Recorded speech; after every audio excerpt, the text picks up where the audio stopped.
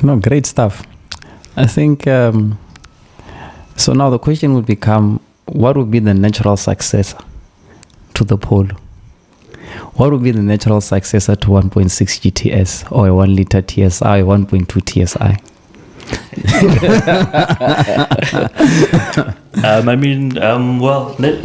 Naturally, I'm a performance driver. I like to push my car. I buy my car to enjoy it. So I think if you're looking for performance, there's no other place to look rather than a BMW. How can you go wrong there? So I think naturally, a natural successor for me would definitely be a BMW.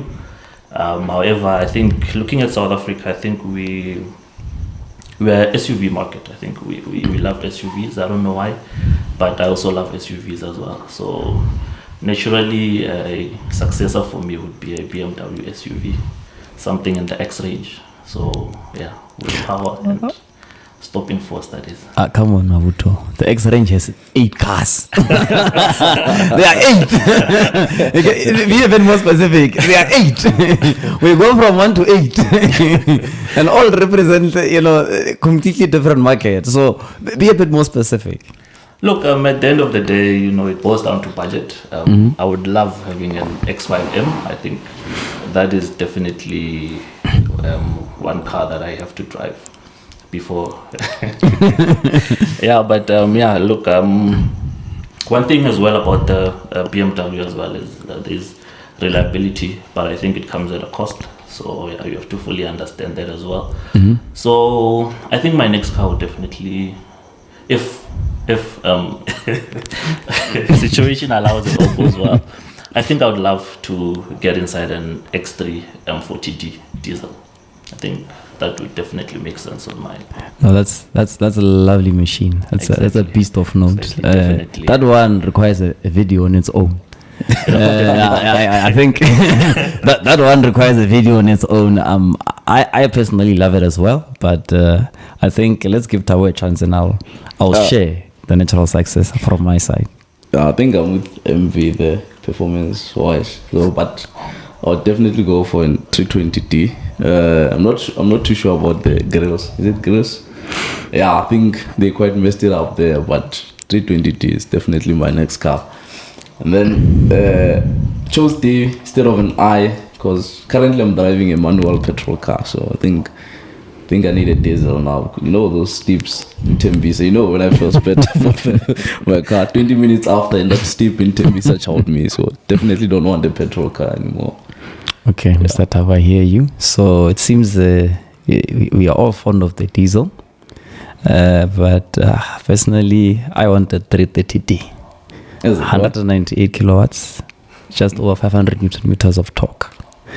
It doesn't look, it's a sleeper. So a lot of people would look at you and think, it's just driving a 3 Series. Yeah. But believe you me, I can run rings around most cars on the road with that thing. Where's the thin line?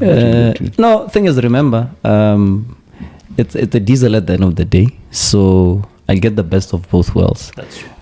You get the benefit of efficiency, and you also get the benefit of performance. If you need to go, you go. If you need to relax, you relax. So that's why I would go for it.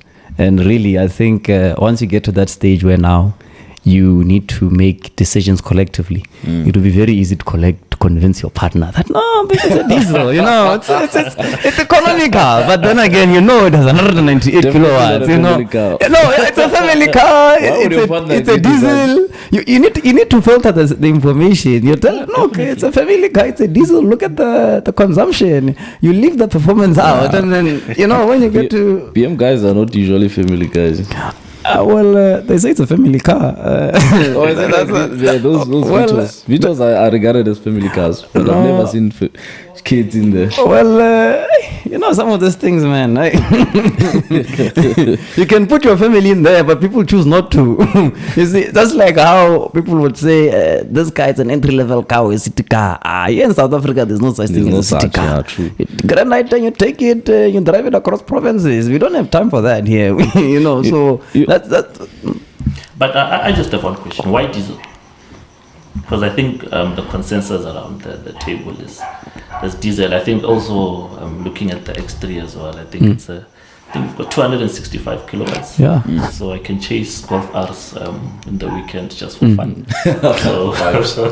So why diesel, if I may ask? I think with diesel, there's that punch of torque that you get from a diesel that you can't get from a petrol. And the other thing is, as I had mentioned, you don't constantly want to be hammering the thing. Otherwise, you would have said, my next car is a Golf R. Because once you get inside of it, you put it on sport mode, everything sport, all the way, So the reason why you'd say 320D or 330D or X3 M40D is because you want to play when it's time to play, but you don't want to play all the time, That's why now you have a Polo, you play as much as you want. So really, when you move up, if you want to still play, then you'll probably get another hatchback or hot hatchback. But if you want to move into something a bit more premium, because you also need something that has, obviously a Golf has presence on the road, but they look at you and they think, this one, let him pass, this one is too full of games. But get in a BMW, they're like, okay, it's grown up, it's a bit more mature. Yeah. But we all know it's not always the case, Definitely. Judging by some of the comments or the responses that have come out of this conversation, you can tell that you still have an appetite to play. But it's a car that you can relax. It's a comfortable, but if you need to play, you can play. So it offers you the best of both worlds. So with your choice of a 330D, you mentioned efficiency. What do you mean by that? Fuel Yeah, from a consumption point of view, I think for that size of engine to get that kind of returns, it's amazing. I mean, With it's a a driver 3-liter like you. inline six. Come again? With a driver like you, I'm not sure what fuel consumption efficiency. Remember, remember, if now I were to choose or to decide to get a 3-liter inline six as a petrol, Yes. I'd probably get a consumption above 10 liters per 100. Yes. So with the diesel, pushing it the same way as I'll push the inline six petrol, I'll probably be sitting below that. And remember, Thabo, we're talking about successors here. So some of these Polo tendencies are going to remain with the Polo. Yes. You went against me. They are going to remain with the Polo. The Polo is there to do all these things, and then when you move on to something else, You're gonna doubt you'll evolve. I will evolve. Hopefully. No, but I definitely agree. I think the diesel engines offer a lot of power for reasonable consumptions. I mean, looking at the 330 as well, you can get like GTI performance figures with consumptions of a Polo. So consumption-wise, you're still around about where you used to, but you can definitely have more fun and you've got more power Yeah. with a lot less grant as well. Yeah, no, definitely. But why a BM? Not an Audi, not a Mac. Look, Max, I think the Audi designs are tired, man. The interior. Let's talk interior wise. I think from an interior point of view, I think BMW has done enough to convince me to get into it. But at the end of the day, I'm not buying it for the interior. Yeah. I'm buying it for the the overall driving experience. I want to tackle corners. I also tackle corners quite enthusiastically at this stage. So I can imagine, I should be able to tackle them more enthusiastically, with the kind of car. I mean, you have a sportier suspension, you have a sportier chassis.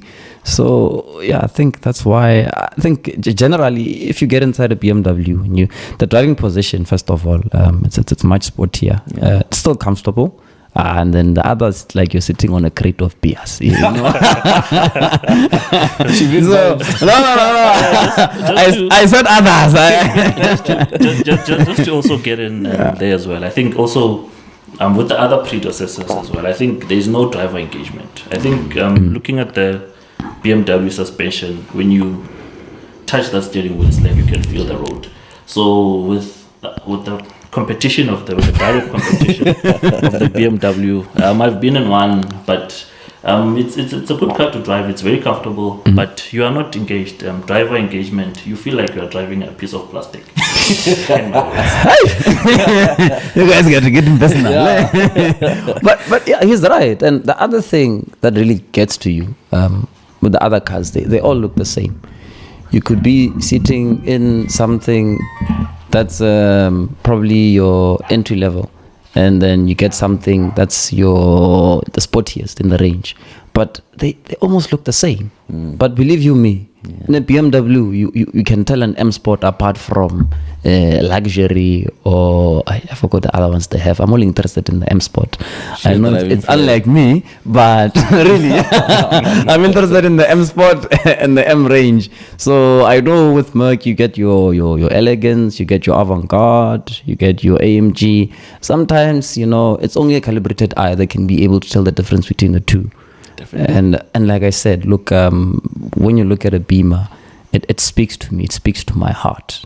I think at the end of the day, no two things will appeal to the same person. But when I look at a Beamer, it just makes more sense to get it over the others. Yeah. At the end of the day, it's sheer just that pleasure. Sheer driving pleasure. Yeah. So yeah, we've spent a lot of time now moving away from the Polos. I think let's come back. Yeah, let's come back. So, gentlemen. Cars have become expensive. Yeah, but goodness gracious, yes, the Polo is not only evolved in technology, but the price, goodness. Yeah. Do you think the price of the R-Line is justified? In my view, I would say no. It's very expensive. I know we've got R-Line drivers amongst us, but it's very expensive. I think you are looking at anywhere in excess to $500,000 for a Polo. That's not even top of the range Polo. So I think the prices of Polos they've tripled, I think, in the last 10-15 years, which to me does not make sense, because looking at what you can get especially now, because you've got a lot of options now. You get your Koreans, your other car manufacturers as well. They've also come to the party now. They're making very reliable cars at a fraction of the price. So in terms of price wise, I think the price of the Polo does not justify itself. Yeah, I mean, right now it may be easy for us to sit here and say, look, the price is not justified. But when you look at how the car has evolved, the technology, the comfort, the amount of time that has went into that car. I mean, right now, you get technology in a Polo that previously only got in something like an S-Class, I mean, right now you get all the amenities like this R-Line that we have parked outside. Nice, white color. It has blind spot monitoring. It has park distance control. Look, at some stage, nobody would have thought that those things would have been in a Polo. And I think right now, more than anything, the market is wide. You get a Polo Vivo, you get your Polo Concept line, you get a Polo Trend line, you get a Comfort line, you get a High line, you get a GTI, and then obviously the R line. So I think more than anything, it's. Can I just put it into perspective, especially for a BMW? I see where this is going, but it's fine. Go ahead. Are you aware that you can get a aftermarket current generation 320i for about 500 to 600,000? So are you telling me that there's 100,000 difference in terms of the build quality between the two vehicles? Does that justify? I think that's one way of looking at it, but I think you need to look at it holistically. One would say, why would let me rather spend 100 grand more and get a Beamer. It's sportier, it's quicker, and all of that. But remember, you're getting an aftermarket car, and you're paying 100k more. But with that, the Beamer is more expensive to run. One tire from a Beamer is 2 tires from a Polo, depending. Is that 4-in-1? Yeah, Is it 4-in-1 drive? You run flat. One tire for that. You put 2 tires on that R-Line, you do the balancing, you put nitrogen in there, you do everything. You're done, you know. So, and also, really, if something packs up, you know, Polo, can definitely assure you that it will be much cheaper to actually sort it out. And considering that it's a new car, you still have the benefit of the maintenance plan, warranty, and all of that. But yeah, I still think it's quite a. They're asking. I'm in a lake for that car. It's a nice car. Definitely, it's a very nice car, very reliable. But I think they are currently asking an arm and a leg for it, which also begs the question. There's a facelift Polo coming up. Where do you think that will be priced now currently in the market? There's a facelift currently coming up. So I love Polos. They are good cars, very reliable. But I think price-wise now, I think VW needs to have a look at the pricing of the vehicles. I think definitely you mentioned that the Koreans, I think the Japanese as well, but I think really the Koreans more than anybody else, Definitely. they're asking all the right questions now, which are becoming increasingly difficult for your Germans to justify the difference in price. Because really for what you pay for your Polo Comfort line, you can get a full spec, top of the range from the Korean counterparts. Definitely. And it's not a nonsensical product. It's a good quality product. I think they've proven themselves. Anybody who begs to differ, I think really they need to open their eyes. And I think, look, right now the Chinese are also coming. Yes, the Chinese are also coming. Definitely. They've come. The Haval, Julian, 86. They're coming. They're coming for us. And really, I think right now the only thing, it's just a question of durability, reliability, build quality. But remember, the Kia and Hyundai 5 years ago, we were asking the same questions. But right now, it's a no-brainer. Definitely. So you can only wonder. And one thing I like also about these other brands is that they are currently now putting their money where their mouth is. I mean, when you look at the warranties, the service plans that they're offering, 7 years, 200,000. Exactly, compared to what we're getting at VW. 45,000 per year. They're like, I'll sort yourself out after that. Definitely. So that's my thoughts. I still love the Polo. I think the R-Line is one of the best cars to look at currently in the market. So, regardless of what I say, don't be surprised if you one day see me in an R-Line. That would be very interesting. James, I think it's been a great one. Thank you for sharing your thoughts.